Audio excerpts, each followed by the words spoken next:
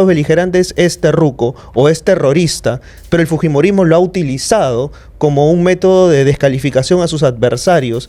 Fujimoristas no son inventores de eso, como en general creo que no son inventores de nada, pero sí han aplicado eso, y no solo ellos. López Aliaga y su grupo lo han hecho posiblemente con igual o mayor intensidad. ¿Y qué opinión le merece López Aliaga, ¿no? Es básicamente un fascista, un demagogo, es una persona profundamente deshonesta en lo intelectual y que no tiene ningún problema en hacer de la calumnia, del odio, de la mentira organizada un instrumento de ataque. Que lleva la violencia verbal hasta los límites cercanos, y no siempre son los cercanos de la violencia física, y que ha hecho, como digo,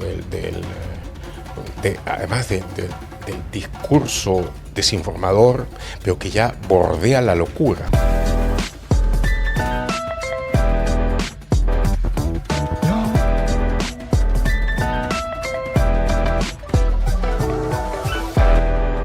Bueno, hoy no es un día cualquiera, hoy nos visita Gustavo Gorriti, connotado periodista. Gustavo, bienvenido al Buen Librero. Muchas gracias, Franco, un placer estar aquí. Usted ha mencionado en su última columna de IDL que el periodismo de investigación es el servicio de inteligencia al servicio del pueblo. Puede sonar pues una frase romántica en tiempos de streaming en los cuales los algoritmos y los videos rápidos pueden a veces tener mayor alcance masivo que pues un reportaje hecho en favor de la verdad. ¿Cómo se lleva usted con eso, no? La tensión entre la información inmediata pero superficial, entre aquel intercambio de datos, de significados más o menos aparentes que se da dentro de las redes o en el diálogo rápido, pero no necesariamente solo en el mundo digital, también en la interacción tradicional en el mundo físico, pues no quita para nada, sino eventualmente aumenta la necesidad de tener la verificación profunda de los hechos. En la discusión de la gente, en la conversación, el diálogo de un grupo, de una ciudad, de una nación, se va abordando y se discute determinados temas. Y buena parte de la discusión está hecha sobre la premisa de que determinadas informaciones son correctas. Pues bien, el deber del periodismo en general, es representar la verdad de los hechos. No lo que se dice, no lo que pudiera aparentar ser, sino lo que es después de haberlo verificado mediante un reportaje concienzudo. Y en el caso del periodismo de investigación es ir todavía más allá, de encontrar, desentrañar hechos importantes, significativos para la gente, para el pueblo, que por una u otra razón están ocultos y que en buena proporción de esos casos están ocultos porque hay grupos, personas a quienes les interesa mantenerlos como tal. Entonces, en ese sentido, siendo que normalmente, sobre todo a través de la publicidad, a través de todo ello, se puede tratar de contrabandear una cantidad de inexactitudes o mentiras, percepciones falsas a la gente. En ese sentido, el periodismo de investigación es el servicio de inteligencia, pero que no está en favor, que no sirve a un grupo pequeño o poderoso, sino por lo contrario, equilibra eso buscando servir a toda la gente, al común, a los millones, para que tengan el derecho de la información igual que los pocos que tienen poder. Ahora quien se va a poner un tanto romántico soy yo, o sea, no necesariamente yo diría que todo tiempo pasado fue mejor, pero a veces sí siento que hay una añoranza, ¿no? Yo como profesor siento que pues en los últimos 10 o 15 años ha habido pues una notable caída del juicio crítico y de la búsqueda por la información y la veracidad. ¿Percibe usted lo mismo? Yo creo que hay olas, hay tendencias. Y si ahora, por ejemplo, vemos de que las redes sociales, en particular algunos, X, por ejemplo, lo que era Twitter, pueden ser vehículos de muy veloz difusión de mentiras, de desinformaciones y de todo aquello. Sin embargo, podemos recordar en otros momentos, otros tiempos, en los que también las democracias estuvieron en crisis, en las que el manejo de las masas a través del control informativo era fundamental, como en la época del fascismo, el nazismo, el estalinismo, donde la desinformación fue masiva y donde como factor de la repetición de eso, a veces de la repetición muy acentuada, impuesta, incluso inteligencias notables, connotadas, cayeron bajo el influjo de esas mentiras. De tal manera de que esta es así, yo diría que desde los tiempos en los que la prensa, el periodismo moderno, ha empezado a jugar un papel diferente, desprendido y en muchas ocasiones vigilante, diferente de los gobiernos y de los poderes en general. En ese tiempo pues ha habido siempre una tensión fuerte que ha tenido puntos altos y puntos bajos, pero es una lucha que no ha terminado, no termina y que tiene momentos favorables como los que estamos viviendo ahora, en el Perú y en el mundo. En el Perú puntualmente, o sea, vivimos un auge de la desinformación también, ¿no? Notable. Y creo que ahí hay que puntualizar porque este auge de la desinformación favorece a determinados grupos mafiosos que históricamente ponderan la desinformación como bandera. Y aquí voy a referirme puntualmente al fujimorismo, que ha utilizado algunos métodos como el terruqueo, por ejemplo. Usted se ha referido, por ejemplo, a la palabra terrorismo en algún momento como una palabra demasiado amplia que no necesariamente aplica a todo grupo que hace actos beligerantes. Es decir, no toda persona que comete actos beligerantes es terruco o es terrorista, pero el fujimorismo lo ha utilizado como un método de descalificación a sus adversarios y esto lo ha utilizado en su favor. ¿Cómo es que esto, por ejemplo, se ha utilizado de manera de desinformación? Los fujimoristas no son inventores de eso, como en general creo que no son inventores de nada, pero sí han aplicado eso, y no solo ellos, López Aliaga y su grupo lo han hecho posiblemente con igual o mayor intensidad. Lo que yo indiqué, pues después de los años y años de haber cubierto sobre todo la guerra contra Sendero Luminoso acá en el Perú y de haber por eso buscado formarme bien en el estudio de insurrecciones de todo tipo, para mí está claro que el terrorismo es uno de los métodos que suelen utilizar los grupos insurgentes, siendo otros sabotaje, propaganda armada, propaganda en general, en fin. Pero de que llamar solo terroristas a determinados grupos, de una u otra manera, no permite entenderlos bien. Si, por ejemplo, ha habido históricamente grupos, desde los Baader-Meinhof hasta algunos de los nihilistas a fines del siglo XIX en la Rusia zarista, que eran central y formalmente terroristas, que lo único que buscaban era la acción que tuviera una repercusión, un significado intimidante o de propaganda o de propaganda indirecta a través de su barbaridad. Entonces, eso era terrorismo y se entendía como tal. Pero si tú tienes otro grupo, otra organización, que además de llevar a cabo acciones de terror, sí buscaba de organizar a la población, hacer acciones contra el gobierno, acciones de sabotaje, acciones más claramente atribuibles a una guerrilla, emboscadas en el campo y todo aquello. Y además buscaba tener una suerte de contragobierno que fuera creando zonas relativamente liberadas.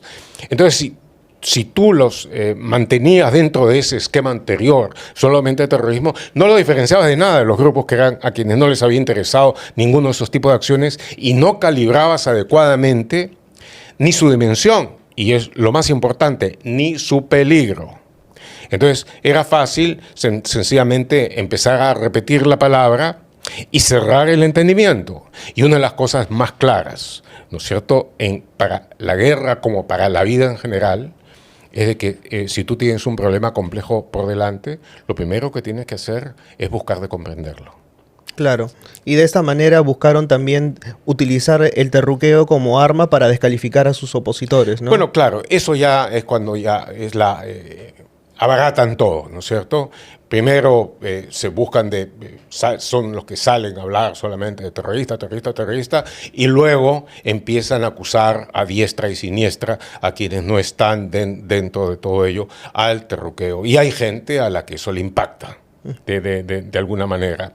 Y de otra manera también se presentan como los grandes enemigos del terrorismo, los que hicieron las cosas más importantes, etcétera, cuando en los hechos históricos quienes lograron los resultados decisivos en la lucha contra Sendero fueron gente que utilizó la cabeza, que utilizó la inteligencia, que buscó entender y comprender bien al enemigo y que por eso tuvo éxito. Y también negar el hecho de que puede haber también terrorismo de Estado. Bueno, está muy claro. Cuando tú intentas definir, cuando defines el terrorismo y buscas tener claro de a qué se refiere, sabes muy bien que en determinado, pues está la posibilidad de que haya un terrorismo de Estado, naturalmente sí, como lo ha habido. Ahora, dentro de esta comunión de términos y demás, ¿podemos consensuar de que la democracia hoy, tal como se entiende en el sentido estricto de la palabra, existe o es solamente un consenso léxico nada más? ¿En el Perú? Sí. En el Perú lo que hubo como una democracia imperfecta, pero democracia, desde el año 2001, básicamente, ha sido casi totalmente destruido. Ha sido fracturada parte por parte, paulatinamente, y en estos tiempos es muy, pero muy poco lo que queda. Muy poco lo que queda. Sobre la decadencia de democracias precarias y todo esto, en estos años se ha escrito mucho, se ha analizado mucho, e incluso han surgido términos nuevos. Términos que intentan, de una u otra forma, describir cómo sucede cuando una democracia, como digo, de estas todavía imperfectas y todo, empieza a descalabrarse, a descomponerse, y va girando hacia lo que ya no es democracia, pero todavía no es una dictadura completa. Steve Levitsky de la Universidad de Harvard llama a ese proceso de entrar en un proceso de autoritarismo competitivo. No es un término que te seduzca intelectualmente, ¿no es cierto? Pero se refiere al momento en que ya se ha entrado en los hechos en un autoritarismo, pero todavía se pasa a través de procesos que se asemejan mucho a lo auténtico, regulares como elecciones, por ejemplo, en las que compiten, por eso se llama autoritarismo competitivo. ¿En qué proceso del llamado autoritarismo competitivo estamos? Bueno, vamos a tener elecciones, ahora dentro de poco, habiendo habido una descomposición tremenda de la democracia en estos años, habiéndose dado un gobierno mafioso que desde el Congreso, a través de una coalición en la que estuvieron unidos todas las fuerzas, de los que se presentaban como de izquierda hasta los que se presentaban como derecha extrema, estuvieron unidos por la complicidad mutua del manejo corrupto del gobierno, y que ahora, luego de haber cambiado todas las reglas de la competencia, haber hecho posible que entremos en este proceso electoral tan irregular, mira solamente cómo es cómo hace la cédula de votación, para poder entender de que han buscado una balcanización al máximo de la votación. Pero bueno, ¿qué va a hacer? Con todos sus defectos, con todos sus tremendos vicios, con todos sus graves peligros, va a ser una elección. Una elección en la que no es imposible pensar que pudiera salir un resultado favorable a la democracia. Mucho menos probable de lo que hubiera sido en condiciones adecuadas, en condiciones mínimamente normales, pero sobre todo viendo cómo han estado evolucionando las cosas, viendo cómo terminó el patético caso de Gerí, cómo empieza el cantinflesco periodo de Balcázar, entonces uno puede pensar de que la suerte no está del todo echada todavía. Uno imagina, bueno, muchas personas en realidad dicen, no estamos en una dictadura porque, claro, imaginan los golpes de Estado todavía con tanques, con avionetas, entrando a la fuerza, pero ya el Congreso prácticamente es quien pone y saca presidentes, tenemos al Tribunal Constitucional tomado, tenemos a muchas instituciones tomadas prácticamente, Sí. entonces, ¿cabe el término dictadura congresal como tal? Es posible pensar en una dictadura congresal siempre y cuando se termine ya de romper de todo las leyes. O sea, hay cierto tipo de conceptos básicos que definen una democracia.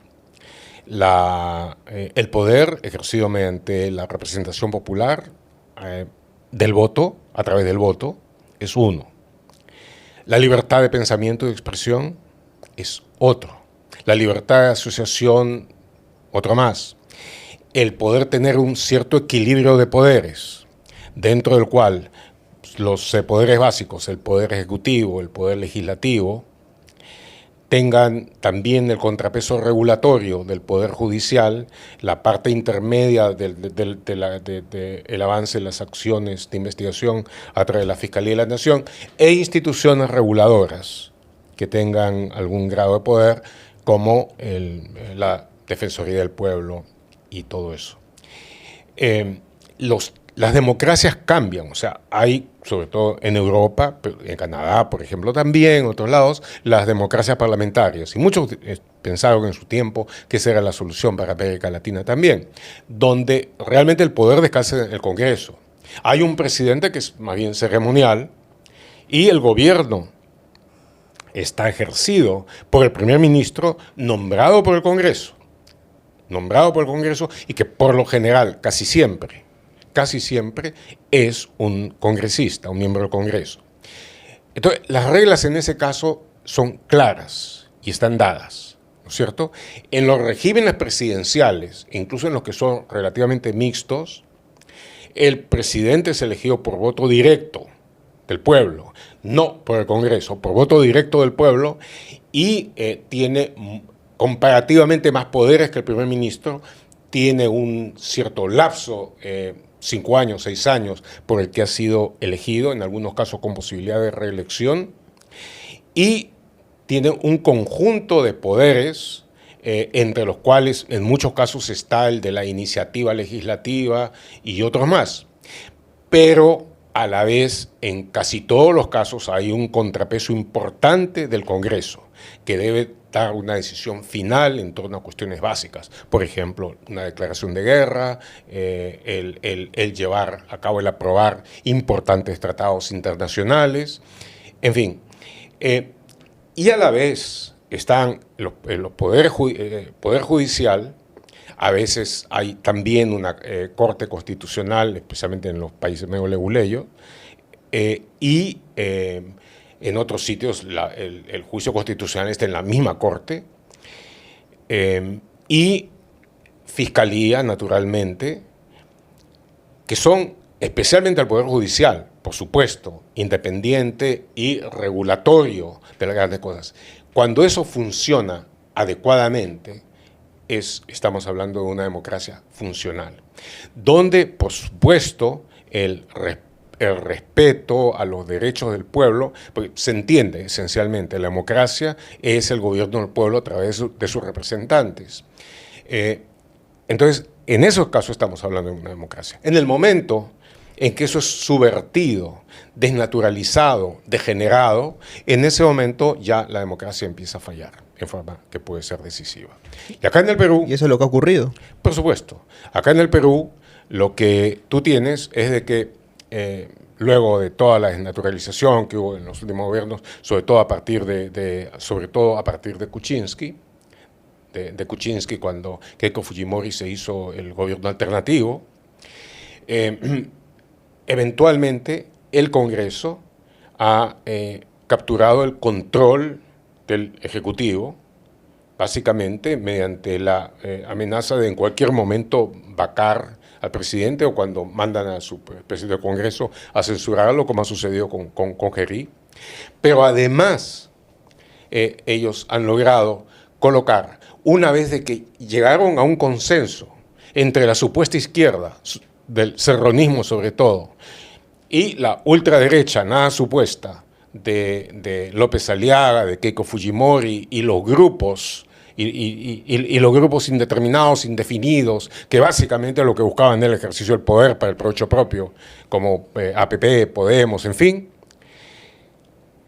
en una suerte de coalición entre sí, a pesar de que decían ser tremendamente enemigos uno del otro, pero entraron en coalición. Pasaron a controlar la Defensoría del Pueblo, pasaron a controlar la Junta Nacional de Justicia, que sucedió al Consejo Nacional de la Magistratura, y que logró, a través de eso, tener un dominio, una capacidad de chantaje, imposición y de destrucción de Fiscalía y de Poder Judicial, a través de la Junta Nacional de Justicia. Controlaron la Defensoría del Pueblo. El Congreso cambió por completo la composición del Tribunal Constitucional para poner al tipo de gente que quería. Y entonces, básicamente, a través de la JNJ, a través de la Defensoría, a través del Tribunal Constitucional, lograron estar en condiciones de sacar a quien querían y de poner a quien querían en esas instituciones.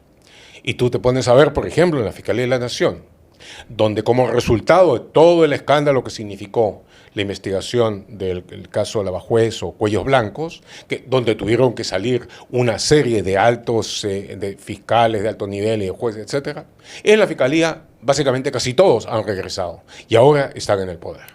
Aquí puntualizo algo, ¿no? Para cualquier país resultaría inimaginable que un partido que está investigado por el caso Lavallato sea justamente quien presida justamente la comisión que investiga justamente el mismo caso, ¿no? En este caso tenemos la comisión Muñante, que es la que está a cargo del caso Lavallato. Eso sería impensable, sí, ¿no? Pero, por supuesto, lo que tú has tenido en estos casos es que la desinformación ha sido utilizada de una manera tan masiva y con la cooperación cómplice de una serie de medios, hay que decirlo, sin la cooperación de medios como Willax, por ejemplo, o la que ahora tiene Fluker, y otros más, no se hubiera sido imposible que llegaran a tener el nivel de penetración que tuvieron. Entonces, estos buscaron desnaturalizar por completo lo que se había avanzado en esa investigación, cambiarlo, hacer un travestismo de la realidad para que los bribones, los que habían sido descubiertos en todas las componendas y corruptelas vinculadas con el caso de Lavallato, aparecían como víctimas. Y quienes habían investigado aparecían como corruptos. Lo cual, debo añadir, tampoco ha sido del todo original. Eso lo hicieron antes en Guatemala. En Guatemala fue donde lo perfeccionaron, luego que destruyeron por completo las investigaciones anticorrupción de la CICIG, la comisión apoyada por las Naciones Unidas para investigar la corrupción en Guatemala. Ellos hicieron esto y luego, con eso aprendido, vinieron a aplicarlo al Perú, contando como contaban con la mayoría, el control de la coalición corrupta. Y eso no ha terminado, porque la Comisión Muñante ha presentado el informe que en algún momento va a ser discutido por este mismo Congreso, y de ahí van a recomendar seguramente las mismas medidas que los corruptos en Guatemala lograron contra los jueces y además algunos periodistas que habían investigado la corrupción. Hablando justamente de la Comisión Muñante y de Renovación Popular, mucha gente no sabe que Renovación Popular fue de Solidaridad Nacional, ¿no? Fue. Naturalmente que hubo una evolución de Solidaridad Nacional desde el momento en que se fundó hasta el momento en que básicamente López Aliaga tomó control de ella, ¿no es cierto? Ya en la última parte de la vida Castañeda Locio tomó y luego la convirtió en esto. Pero naturalmente que sí hay investigaciones serias en cuanto a gente que estuvo en solidaridad respecto de la investigación del caso Lavallato.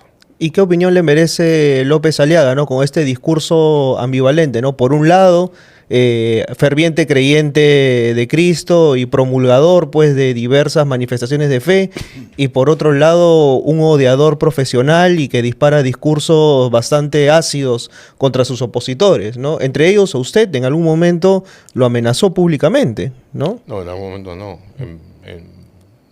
200 momentos. Exactamente. Es un... de este no puedo decir de que, vaya, es básicamente un fascista, sin ninguna duda en cuanto al uso del término. Es un fascista, un demagogo, es una persona profundamente deshonesta en lo intelectual, y que no tiene ningún problema en hacer de la calumnia, del odio, de la mentira organizada un instrumento de ataque, que lleva la violencia verbal hasta los límites cercanos, y no siempre son los cercanos, de la violencia física, y que ha hecho, como digo, además del discurso desinformador, pero que ya bordea la locura, ¿no? Que ya bordea la locura, en mi caso, considerando toda la obsesión que ha tenido en los ataques contra mí, yo diría que es una obsesión psicótica, que es una obsesión que no sé si la psiquiatría podría controlarla eficazmente. No se ha tratado todavía hasta que yo sepa. Pero sí, es un delincuente y es un tipo extremadamente peligroso para el país. ¿A qué le atribuye esta particular obsesión de Rafael López Aliaga contra usted? La verdad es que no me he puesto a pensar seriamente en las razones, y no tengo la menor intención de preguntarle, pero yo creo que tiene que ver con el hecho de que en la investigación del caso Lavallato, y en otras investigaciones como que hizo Ideales Reporteros, como en el caso Panama Papers, el caso Panama Papers llegamos a sus sociedades offshores, y ahí pudimos reconstruir todos los mecanismos tramposos que utilizó para poder enfrentarse a su antiguo socio con quien entonces estaba peleado. Y como resultado de todo eso, le abrieron un proceso por lavado de activos que continúa hasta ahora.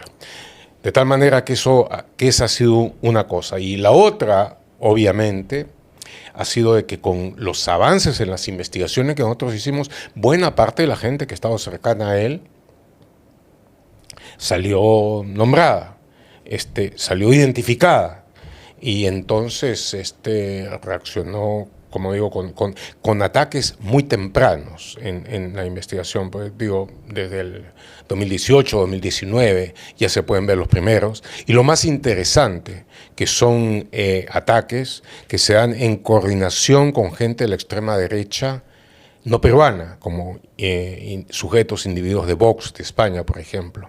De tal manera de que eso... Que están muy relacionados a Franco, además, ¿no? O sea, los individuos de Vox están muy relacionados a esta derecha abiertamente fascista, ¿no? Ellos son fascistas. ¿No? Ellos son fascistas, y son parte integrante del movimiento fascista europeo. Están muy cercanos a Víctor Orbán de Hungría y a otros grupos fascistas, y en el Parlamento Europeo buscan detener ellos esa voz, y por supuesto llevar a cabo toda la metodología fascista del insulto, la matonería, y tratar de llevarla. Y a la vez han buscado proyectarse hacia Latinoamérica, en lo que ellos llaman en su iberósfera, en lo que también ellos llaman la reconquista. Y bueno, han hecho eventos acá en Lima, y han organizado a buena parte de la derecha acá, a la que le dan gran importancia dentro de todo su programa de expansión en América Latina.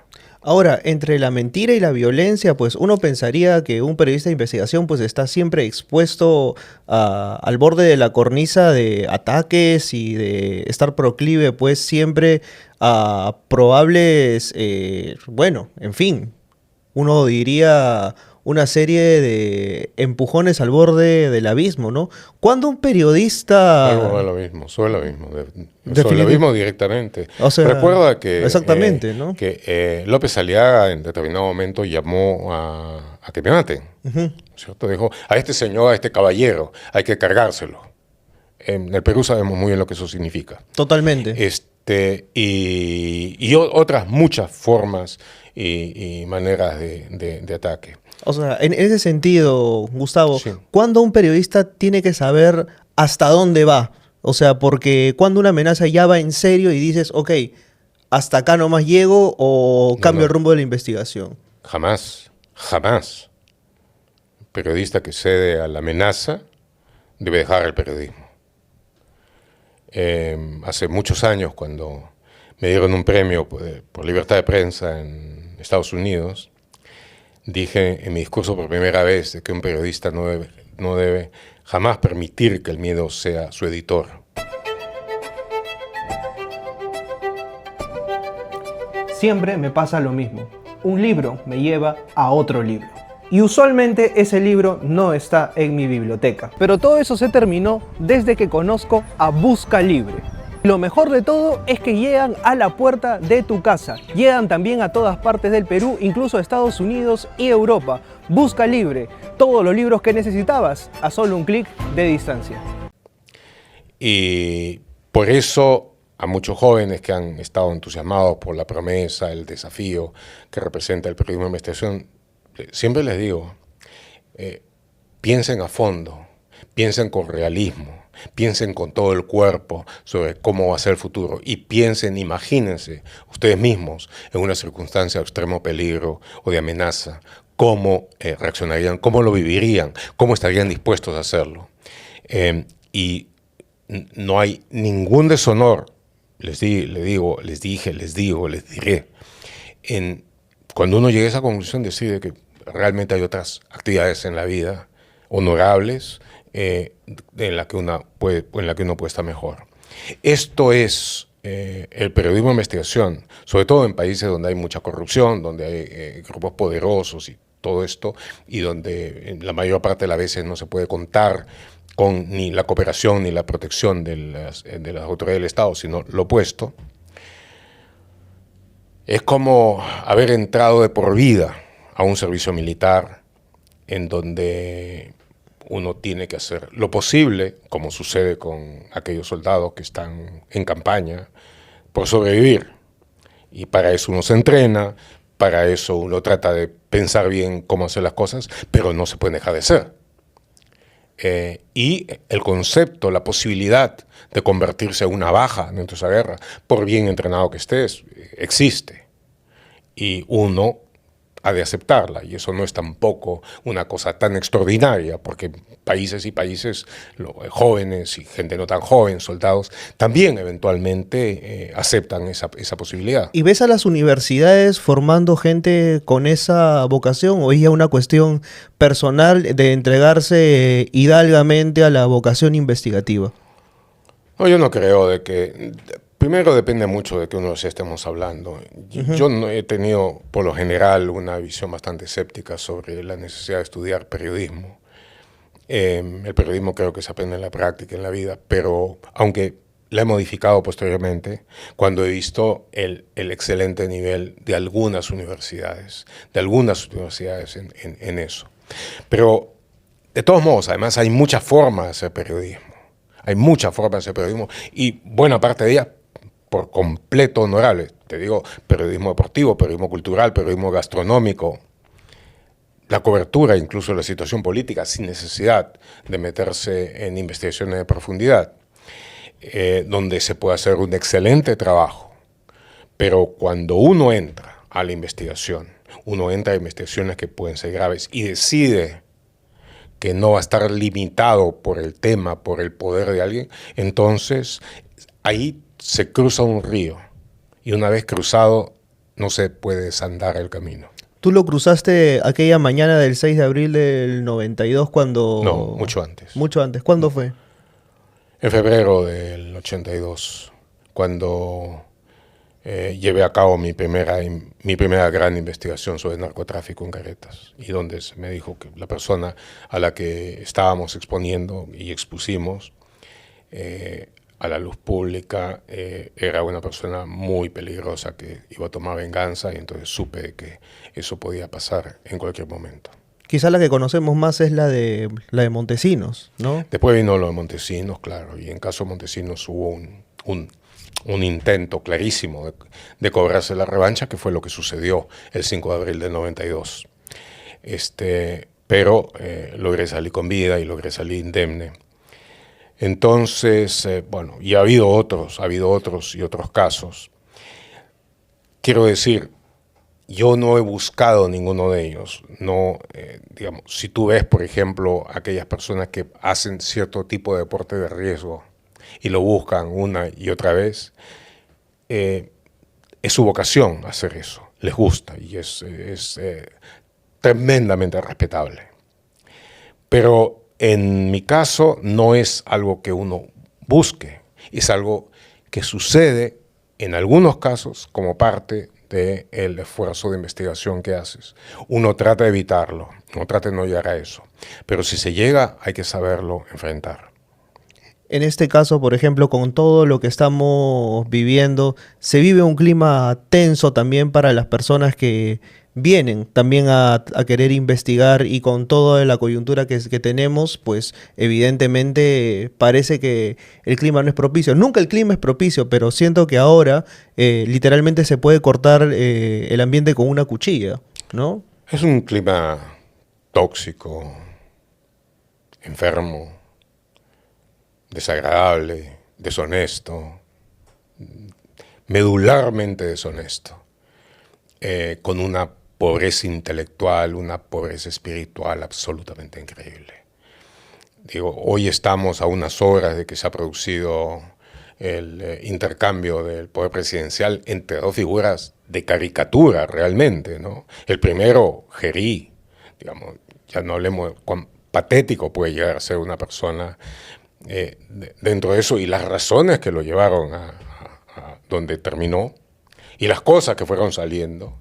Y luego quien lo ha sucedido, el Balcázar, y su espectacular discurso de asunción a la presidencia, que como digo, el propio Mario Moreno Cantinflas hubiera encontrado poco lógico, ¿no es cierto? Ese es el Perú en el que estamos viendo ahora. Somos una nación importante, somos una nación seria, somos una nación que ha producido grandes espíritus, grandes personas, grandes hazañas.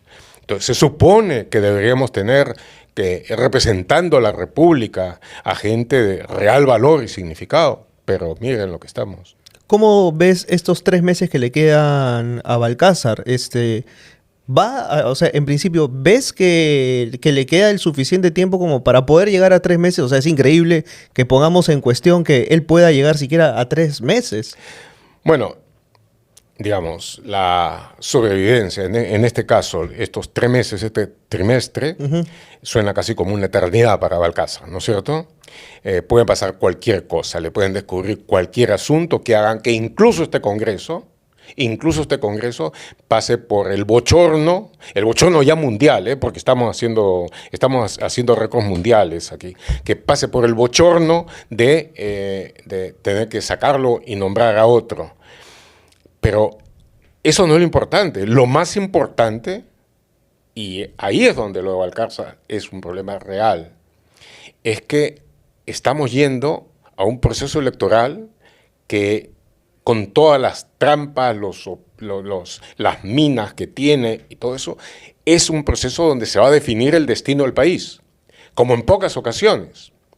Y donde estar concentrados en este individuo realmente puede distraer a la gente de lo que es la cuestión absolutamente fundamental de por quiénes votar para poder salir de esta mafia que tanto daño le ha hecho al país.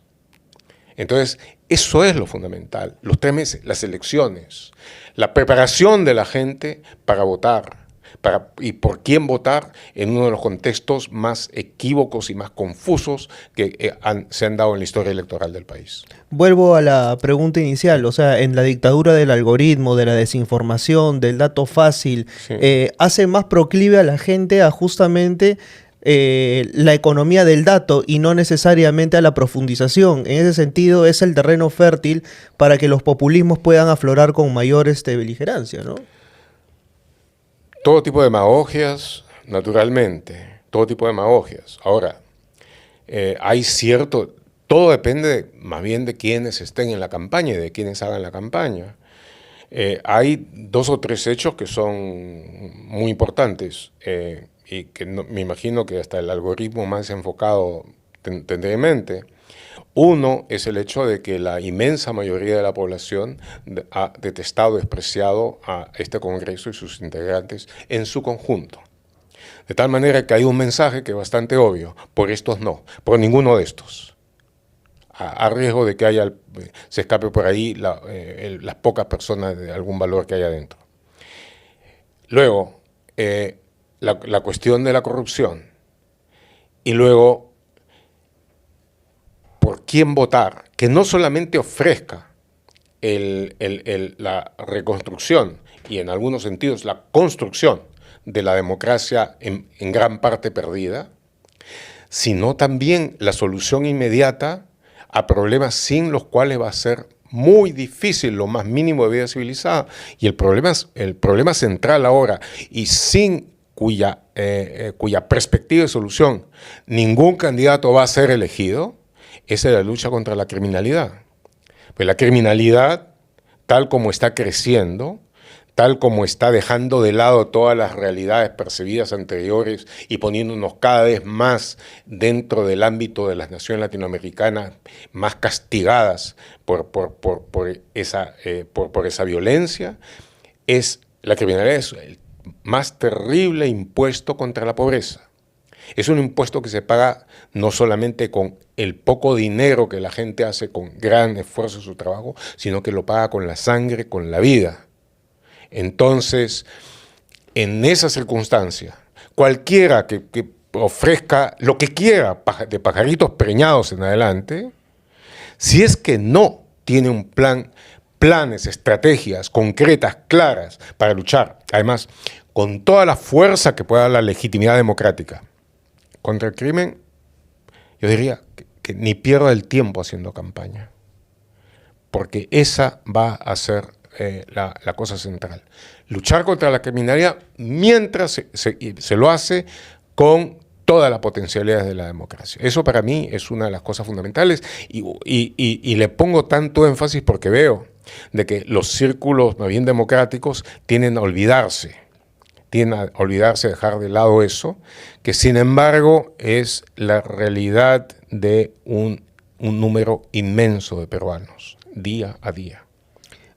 Lo que hemos visto ayer, por ejemplo, pugnas entre el fujimorismo y López Aliaga, por ejemplo, esto ya viene desde hace bastante tiempo. Es el reflejo de lo que vamos a ver también en las elecciones, además de la fragmentación amplia que ya tenemos dentro de los votantes, ¿no? No, se están peleando por dos razones, diría yo. La primera, están disputándose el espacio de la extrema derecha. Uh-huh. ¿Quién es el que va a representar a la extrema derecha? ¿Y quién de ellos es el que tendrá alguna posibilidad de pasar a la segunda vuelta? Entonces, por eso se están peleando. Pero yo creo que además, una parte de esa pelea es la de pelearse sencillamente por dar la impresión de que están en un debate democrático. Ambos son estructuralmente antidemocráticos. Ambos son estructuralmente corruptos y quieren dar la impresión de que se están peleando entre sí para centrar en eso la idea de que fuera un debate entre dos propuestas democráticas. Y del otro lado, por ejemplo, dentro de los candidatos de izquierda, López Chao, Nieto, ¿hay alguna chance de hacerle contrapeso? Estamos muy temprano todavía. Aunque parece que ya está cerca la elección, pero marzo, sobre todo la segunda quincena de marzo, va a ser la decisiva, y ahí se va a ver quién se desmarca dentro del pelotón de pitufos.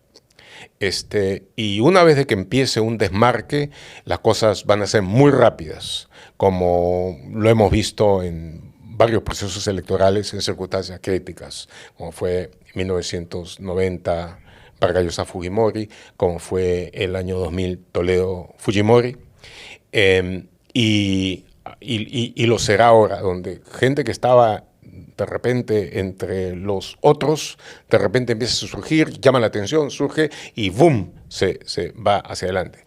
Pero debiera haber una suerte de acuerdo entre las candidaturas democráticas, de que aquel candidato que empiece a tener ya fuerza de empuje, fuerza de despegue, eventualmente pueda recibir también el apoyo de todas las fuerzas democráticas, como para poder entrar en condiciones de real ventaja a la cuestión electoral. Y yo creo de que hay entre los 3, 4, quizás 5 que tienen posibilidades democráticas, pues 1 o 2 de ellos, de repente son 2, va a tener oportunidades importantes. A pesar de toda la distorsión de reglas, a pesar de que va a ser un partido que jueguen con el árbitro en contra, con los jueces de línea en contra, con el VAR en contra, con la cancha inclinada, con todo eso. Pese a todo eso, yo creo de que van a ser candidaturas que tengan una real posibilidad si hacen bien las cosas. Ya viendo en retrospectiva, dicen que la historia se mira también de adelante para atrás, ¿no? También analizándolo, haciendo un mea culpa también y viendo qué es lo que la izquierda de repente no hizo en todo este tiempo, es de pronto no haber deslindado completamente de los errores del pasado y tampoco del discurso democrático, no haber consolidado un discurso fuerte antifujimorista, porque desde la caída de la dictadura en adelante siento que no se les trató como se les debía tratar, es decir, se les permitió resurgir y ahora tenemos básicamente el resultado que tenemos porque se les replegó, se camuflaron y luego han podido resurgir como han resurgido hasta ahora, ¿no? Bueno, en gran parte su resurgimiento fue promovido por los tremendos defectos, las tremendas carencias de los regímenes democráticos que estuvieron en el poder. Como pese a toda la gran ilusión que existía respecto a lo que iban a hacer, llevaron a cabo cosas que, si bien en el aspecto macroeconómico estuvieron bien, sentaron las reglas, mantuvieron equilibrio macroeconómico, propiciaron un crecimiento continuo del Producto Bruto Interno como no se había antes, pues no fue suficiente, porque en un país como el Perú, el gobierno, y con todos los inmensos problemas que tiene, no basta sencillamente el saber administrar o llevar adelante la potencialidad productora de un país tan rico como el Perú. Hay que saber gobernar y hay que saber llegar a la gente y hay que solucionar problemas de fondo y saber hacerlo bien. Desgraciadamente no hubo gobiernos que pudieran llenar esas expectativas y como resultado de eso, pues la añoranza autoritaria creció y volvió el fujimorismo. Y después del fujimorismo llegó lo que está todavía a la derecha del fujimorismo, que es el fascismo de López Aliaga. Quiero agradecerte enormemente por haber venido, Gustavo. Muchísimas gracias, ha sido un placer estar acá en Franco. Y con nosotros será hasta la próxima semana en un nuevo episodio de El Podcast Librero. Ahí nos vemos. Chau, chau.